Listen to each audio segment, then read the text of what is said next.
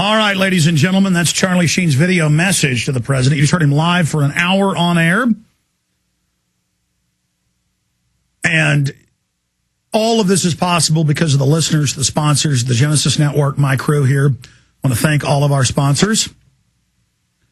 We skipped 3 of the breaks today, but those will be replaced.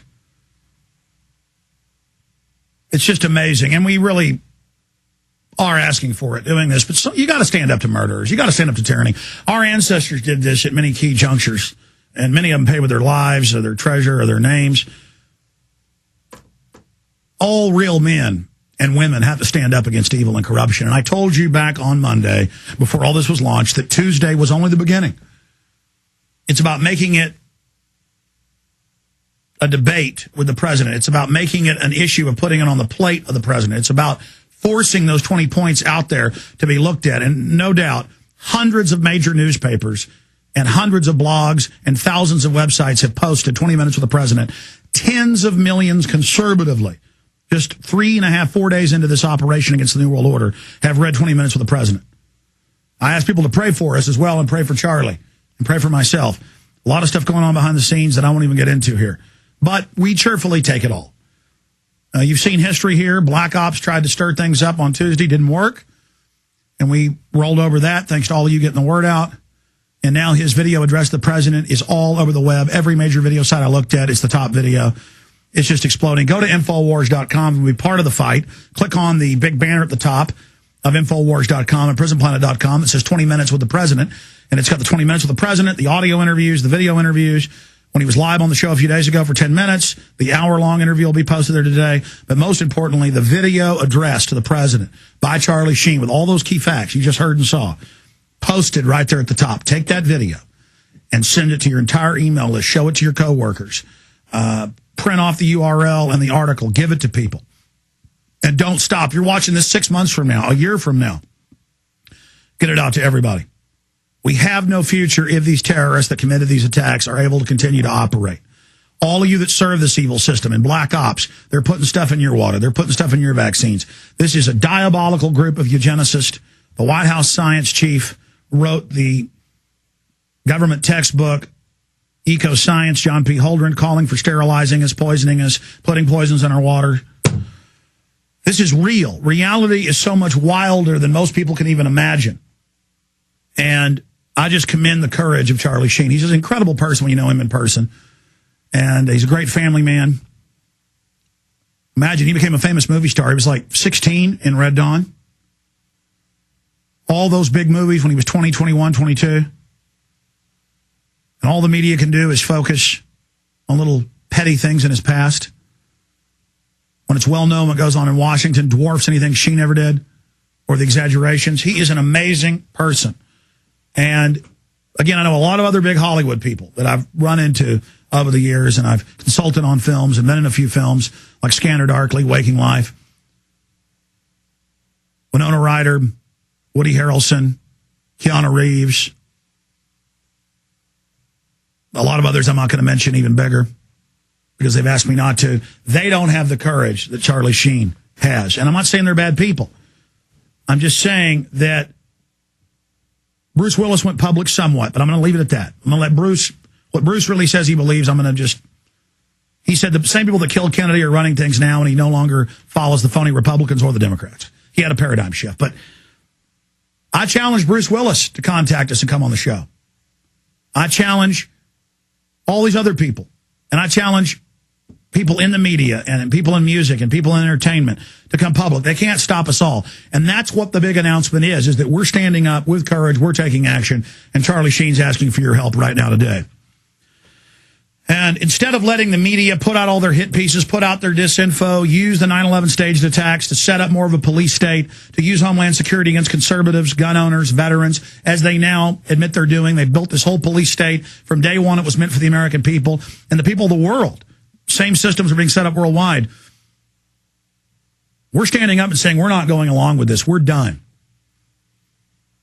We're saying that we understand the control grid that's being set up, and we understand our children and grandchildren and their children have no future if we don't stop this scientific dictatorship. I'm going to take some phone calls now. Danny in Tennessee. Danny, you're on the air. Hi, Alex. Welcome.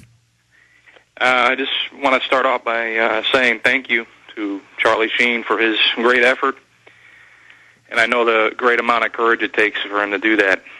And it's been a while. You have no idea. The White House indicted Mark Cuban over even helping us, and then Mark beat it. I remember all those things happening. As we've gone along, trying to make progress and expose the truth. This is it's a war. I mean, do people realize what we're doing as leaders in this? I mean, we're in the arena with a 9-foot, 500-pound, vicious, fire-breathing gladiator of the New World Order.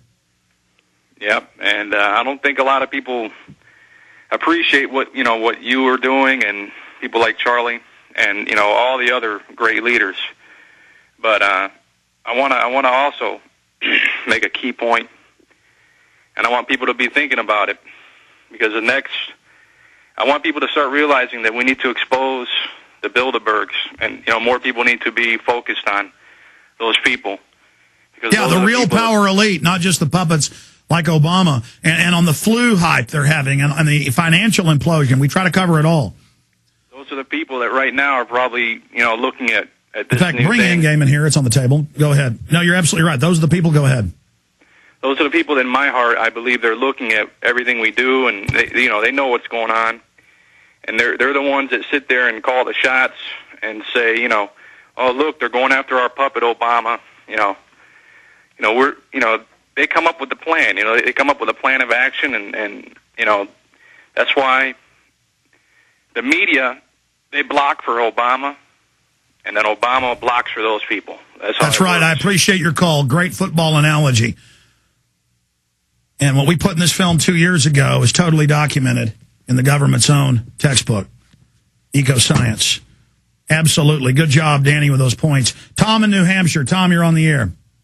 Alex, great to be on with you. It's an honor. Honor to have you with us. Do you think this is the last chance for 9/11 truth to come through? No, we're never going to stop. We're never going to stop. They're running hit pieces on us daily because they're scared of us. And but no, I mean, we do need to expose government-sponsored terror to take that tool away from them, but expose the flu. I mean, I was on air January saying everything that was going to happen. I understand their operation, but yes, we need to all stand up and get involved. Seems like a really important year. You've got the economic collapse coming around the corner, and then we could have dictatorship. And they meant to use 9/11 to get the police state in control so they could engineer the engineered collapse and use that police state on us. Yes, it is key. But now we've got all these mainline conservative talk show hosts talking about Obama. That cue up for me, Savage, saying the government may stage terror attacks or is going to do it. That idea is now out there, and we've caused a massive awakening thanks to everybody taking action. So the news here is we're engaging them. We're having an effect. We have power. That's my main message. So why do people in the media go along? There's gotta be because they're whores and they have mortgages and they enjoy the power trips of being on TV, and they haven't. They just are worldly. I appreciate your call. Really good points, Tom. Adrian in Rhode Island. Adrian, you're on the air. Hey, Alex. It's great to be on. Good to have you. I'm a big fan of most of your work, especially the way you fight back against, the Orwellian perpetual state of war we have going on in this country. So thank you for that. That being said, though, I have to contribute a Jeffersonian patriotic dissenting voice here today. Just specifically, I've noticed in the last week, there have been a couple articles on your InfoWars site that have been a little bit intolerant of homosexuality, it seems. Well, sir, I appreciate your call. Look, I'm not up here with bashing people, hating people, but we posted articles about how they have the, quote, lesbian rangers in Canada who go around harassing heterosexuals and trying to bring in hate speech laws. So that's what I'm against, okay? I'm against guilds of people getting together and I mean, with the CPS, they take heterosexual family homeschoolers' kids on record and give it to the gay and lesbian families. So I'm not saying all the gay people are involved in this, but there are gangs of different gangs of people. That's how humans arrange themselves, and it's wrong. And they shouldn't teach anything sexual to 6 or 7-year-olds in schools. There's recruiting going on. And just stay away from our kids, man, regardless, with any type of stuff. All this recruiting, all this agenda. Okay? gay folks don't have children, so they replicate by recruitment.